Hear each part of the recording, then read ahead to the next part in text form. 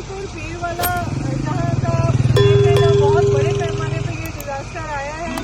बहुत बड़ा इलाका है जो डूब गया। हमारे पास लोकल यहाँ पर हमारे वॉलंटियर्स के साथ मौजूद 9:40 हो रहे हैं। हम जलालपुर पीरवाला पहुंचे हुए हमें तकरीबन 1 घंटा हो चुका है। यहाँ सर्वे करने के बाद और लोकल से बात करने के बाद हमें पता चला है कि बहुत सारी टीम्स, रेस्क्यू टीम्स जो है वो इस वक्त रिलक्टेंट है।